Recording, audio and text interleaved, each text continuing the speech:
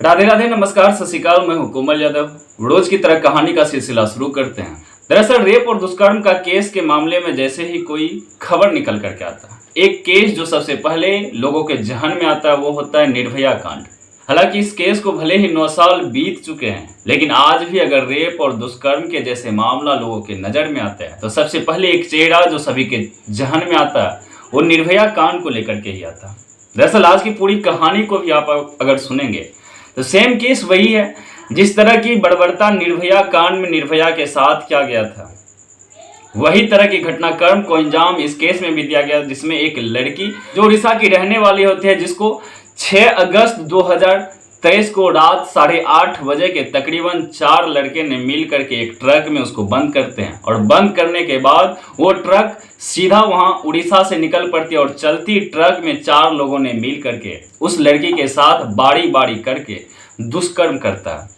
लड़की चीख रही थी, चिल्ला रही थी, रहम की भीख मांगती है, लेकिन कोई भी दरिंदा उसको सुनने के लिए तैयार नहीं होता। और सुबह पूरी रात जब उस लड़की के साथ इस तरह की बर्बरता हुई तो लड़की को जब सुबह 6, साढ़े 6, 7 बजे के तकरीबन जब वो लड़की होश में आती है तो वो अपने आप को झारखंड के गुमला एक जगह है जहां पे वो अपने आप को पड़ी हुई दिखती है। और फिर कुछ स्थानीय लोगों के द्वारा जब उस लड़की से पूछा जाता है आखिर क्या कारण है जिस कारण से तुम यहाँ पड़ी हुए, तो फिर जब पूरी कहानी निकल करके आती है तो वाकई में जो लोग भी इस पूरे घटनाक्रम के बारे में जान रहे थे, सारे लोग हैरान और परेशान हो रहे थे। कई तरह के सवाल जो पुलिस पे भी उठ रहे थे, हमारी कानून व्यवस्था पे भी उठ रहे थे। कई तरह की सवाल लोग इंसानियत पे भी उठा रहे थे। क्या इंसान की इंसानियत इतने भी गिर सकती है जो रिश्ते नाते भूल करके, मान मर्यादा भूल करके, वो सिर्फ हवस की भूख मिटाने के लिए किसी भी बेटी, किसी भी माँ, किसी भी बहन के साथ इस तरह की बर्बरता करने से पीछा नहीं हटता। तो समझते हैं पूरी कहानी को, आखिर क्या थी पूरी कहानी। दरअसल 6 अगस्त 2023 का समय होता है। एक लड़की जो एक दुकान में काम करती है, घर वाले काफी ज्यादा ही उम्मीद करती थी उस बेटी से। लड़की देखने में काफी खूबसूरत, घर वाले को भी उम्मीद थी कि घर की जीवन यातना में बेटी की काफी ज्यादा ही भूमिका निभाई जा रही, क्योंकि उसके घर में और कोई बड़े लोग नहीं थे। माता पिता जिनकी उम्र हो गए थे, काम करने की कोई उम्र नहीं बचे थे, भाई भी थे तो छोटे छोटे। वो लड़की अपने घर की जिम्मेदारी लेते हुए वो एक दुकान में काम शुरू करती है। रोज के दिनचर्या की तरह वो सुबह उस दुकान पे काम करने आती और शाम को तकरीबन 8, साढ़े 8 बजे के तकरीबन उस लड़की को उस दुकान से छुट्टी मिलती, जिसके बाद वो लड़की पैदल ही कुछ ही दूर पड़ते वहां से उसके घर और वो घर की तरफ निकलते। रोज के दिनचर्या के तरह ही 6 अगस्त 2023 को भी लड़की काम खत्म करके रात के तकरीबन 8:30 बज रहे थे जिस वक्त वो लड़की वहां से अपने घर के लिए निकली। अभी कुछ दूर निकली ही थी कि रास्ते में एक सुनसान जगह पड़ता, जिस जगह पे पहुंचने के बाद उसे आभास होता है कि कोई लोग उनका पीछा कर रहे हैं। लड़की जब पलट के देखते हैं तो उसे पता चलता है कि 4 लोग जो उसके तरफ तेजी से दौड़ते हुए आ रहे हैं। लड़की वहां से तेजी से भागने लगती है, लेकिन वो लड़की भाग नहीं पाती और चारों दुष्कर्मी लोग उस लड़की के पास पहुंचती है और लड़की को अपने कंधे पे उठा लेती है। लड़की काफी चीखने लगती है, चिल्लाने लगती है, उनसे राम की भीख मांगती है, भैया मुझे कहाँ ले जा रहे हो। लेकिन वो सारे लोग दरिंदे जो थे, वो सारे लोग उस लड़की को लेकर के एक ट्रक में डालते हैं। और वो ट्रक किसी और का भी नहीं, उस 4 में से एक आरोपी थे, जिस आरोपी का वो ट्रक था। अब लड़की को उस ट्रक में डालने के बाद वो ट्रक वहां से निकलती है। अब चलती हुई ट्रक में एक लड़की जो चारों तरफ से बंद थी, 3 लड़का, एक लड़का जो उनके हाथ पैर पकड़े हुए, एक लड़का जो उनके हाथ और सर को पकड़े हुए उनके मुंह को बंद किया हुआ, एक लड़का जो गाड़ी चला रहे थे, एक लड़का निगरानी में और एक लड़का उनके साथ दुष्कर्म कर रहे थे। लड़की चीख रही थी, चिल्ला रही थी। इससे भी जब नहीं हुआ तो वो लड़का कुछ कपड़े उस लड़की के मुंह में डालती और फिर बारी बारी करके पूरी रात उस लड़की के साथ दुष्कर्म होते रहता। वो ट्रक जब कई टोल प्लाजा से भी गुजरे, कई पुलिस चौकी होकर के भी गुजरे, लेकिन किसी भी पुलिस चौकी या किसी भी टोल प्लाजा के कर्मियों को वो नजर नहीं आया जिस ट्रक में आखिर हो क्या रहा। ट्रक एक जगह रुकती भी है, रुकने के बाद वहां से कुछ खाने लिए जाते हैं और कुछ शराब भी लिए जाते हैं और बारी बारी करके फिर उस चलती हुई ट्रक में ही खाना भी खाया जाता है और फिर शराब भी पिया जाता है और फिर शराब के नशे में भी उस लड़की के साथ दुष्कर्म होते रहता है। लड़की सिर्फ रहम की भीख मांग रही थी, अपनी जान बचाने की कोशिश कर रही थी, लेकिन उसके साथ वो कुछ भी नहीं कर पा रही थी जो वहां से जान छुड़ा करके वो भाग सके या किसी को इस चीजों के बारे में बता सके। और लड़की की आवाज ना ही वो ट्रक से बाहर भी जा रहे थे कि कोई सुनते और सुनने के बाद उसको पीछा करते और फिर पकड़ कर लड़की को सही इंसाफ दिला सके।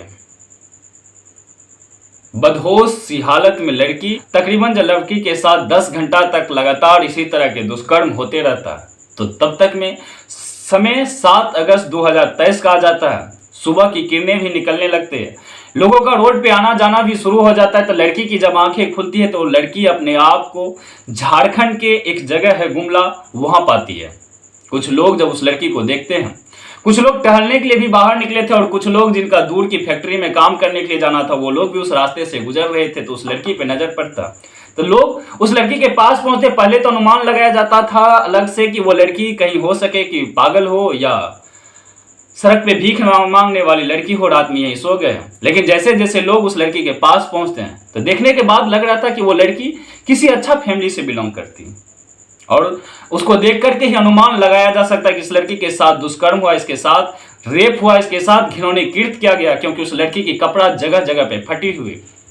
कुछ लोग हिम्मत करके उस लड़की के पास जाते हैं और पास जाने के बाद उस लड़की से पूछने का कोशिश करते हैं।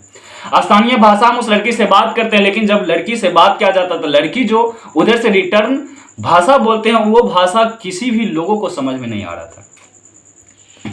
धीरे धीरे वहां पे भीड़ इकट्ठा होना शुरू होता है। कई लोग जब वहां पे इकट्ठा होते तो एक लोग कहते हैं कि ये लड़की उड़िया भाषा में बात कर रहे हैं और फिर ये हम लोगों की भाषा समझ नहीं पाएंगे। तो तुरंत ही वहां से एक लोग स्थानीय थाना को भी फोन करते हैं, गुमला थाना को, और गुमला थाना भी तुरंत ही उस जगह पे पहुंचते हैं जिस जगह के बारे में वहां के लोग ने बताया था कि साहब यहाँ पे एक लड़की है जिसके साथ बर्बरता की गई, जिसको देखने के साथ ही लग रहा है कि इस लड़की के साथ दुष्कर्म हुआ, आप तुरंत आ जाइए। अब पुलिस थाना भी उस जगह पे पहुंचते हैं। जगह पे पहुंचने के बाद सबसे पहले तो उस लड़की के आबरू को ढका जाता है और फिर उस लड़की को बैठा करके थाना लाया जाता है। और थाना लाने के बाद जब उस लड़की से पूछा जाता है तो समझ में आ जाता है कि ये लड़की उड़ीसा की रहने वाली। तो फिर उड़ीसा की भाषा के जानकार लोग जो थे वहां के स्थानीय, उसको बुलाया जाता है और फिर लड़की से बात किया जाता है। आखिर क्या कारण थी, क्या पूरी कहानी थी जिस कारण से तुम उड़ीसा से चल करके झारखंड पहुंचे। एक एक करके जब पूछा जाता है तो वो लड़की सारी चीज बताती है। वो लड़की अपना नाम भी बताती है, अपना जगह बताते। वो बताते कि साहेब मैं घर से काम के लिए रोज की तरह अपने दुकान पे गई थी और फिर रात तकरीबन 8 बजे 8:30 बजे का समय था जब मैं अपने घर की तरफ लौट रहा था। लेकिन तभी रास्ते में 4 लोगों ने मुझे जबरदस्ती उठा करके ट्रक में बैठाया और फिर मेरे साथ पूरी रात दुष्कर्म करते रहा। और फिर जब मेरी आंख खुली सुबह में तो मैं अपने आप को झारखंड के गुमला में पाया। अब पुलिस जब इस लड़की की पूरी कहानी सुनती है, सुनने के बाद उस लड़की के स्थानीय थाना को भी इन्फॉर्म किया जाता है, उनके घर वाले को भी ये चीजों के बारे में बताया जाता है कि तुम्हारी बेटी झारखंड के गुमला में है और इसके साथ इस तरह की बर्बरता हुई है। हालांकि पुलिस ने उस लड़की और उसके परिवार वाले को सद्भावना देते हुए बोला कि आरोपी को कभी भी बख्शा नहीं जाएगा, उसके खिलाफ कड़ी से कड़ी सजा दिलवाई जाएगी, उसके खिलाफ FIR दर्ज कर लिया गया और लड़की को मेडिकल के लिए भी स्थानीय अस्पताल भेज दिया गया। लेकिन जब इस तरह की कहानी वाकई में निकल करके आता है, जरा आप सोच के बताइए कि क्या इंसान की इंसानियत इतनी भी गिर सकती है। मैं कानून व्यवस्था और वहां के स्थानीय थाना से यही निवेदन करना चाहूंगी कि इस तरह की केस अगर किसी भी थाना में आए या हमारे कहीं भी आए तो इस तरह के आरोपित को तुरंत ही पकड़ा जाए और पकड़ने के बाद उसको ऐसी सजा दिया जाए कि फिर से कोई आरोपी इस तरह के रास्ते पे जाने से पहले कई बार सोचे। हालांकि उस लड़की के साथ जो हुआ है वो तो कोई उसको लौटा नहीं सकता, सिर्फ सद्भावना दे सकता है कि बेटी जो हुआ उसे भूल जाओ, लेकिन ये दर्द उनको जिंदगी भर अब सहना पड़ेगा। हालांकि ये कहानी सुनने के बाद आपका क्या राय है ये कमेंट बॉक्स में आप जरूर बताइएगा। लेकिन इस तरह की कहानी वाकई में समाज को झकझोर के रख देती है, वाकई में इंसानियत पे कई सारे सवाल खड़ा कर देते हैं। खड़ा तो कानून व्यवस्था पे भी होते हैं, जो ट्रक उड़ीसा से चल करके झारखंड तक पहुंच जाते हैं, लेकिन उस ट्रक पे कहीं भी कोई चेकिंग नहीं, ना ही कहीं कुछ देखा जाता है। कई टोल प्लाजा से गुजरते हैं, कहीं कुछ पता नहीं उस ट्रक के अंदर आखिर हो क्या रहा है। हालांकि आप अपना राय जरूर बताइएगा, लेकिन मैं आप लोगों को कहना चाहूंगा, कुछ लोग जो इस क्राइम की कहानी को रेगुलर देख भी रहे हैं, लोगों का कहना यह भी है कि कहानी के लास्ट में आप लोगों का नाम भी लिया जाए। तो हालांकि मैंने ये चीज़ों का भी शुरुआत नहीं किया, लेकिन आप लोगों को कहना चाहूंगा कि ज़्यादा से ज़्यादा कमेंट कीजिए, अपना नाम बताइए, अपनी जगह के बारे में बताइए। अगर आपके पास भी कोई क्राइम की कहानी है तो आप मुझसे संपर्क कर सकते हैं, आप मुझे बता सकते हैं। तो फिर आपकी कहानी को भी यूट्यूब पे लाया जाएगा। हालांकि सोहन लाल सेठिया एक व्यक्ति है जिन्होंने कई बार कमेंट किए, हालांकि उससे मैं भी प्रभावित हूँ। मेरा जब भी वीडियो आता है तो वो देखते भी हैं और देखने के बाद कमेंट भी करते हैं। तो जो रहने वाले राजस्थान के हैं, इसी तरह के कई सारे लोग हैं जो कहानी को देखते भी हैं और सुनते भी हैं। अगर आप लोगों को भी कहानी अच्छा लगे तो फिर लाइक कर दीजिएगा, चैनल पे नए होंगे तो सब्सक्राइब कर दीजिएगा और अपना नाम कमेंट बॉक्स में जरूर दीजिएगा। फिर मिलते हैं कल एक और नई कहानी के साथ। तब तक आप खुश रहिए, आप अपना परिवार का ध्यान रखिए। जय हिंद, जय भारत, वंदे मातरम।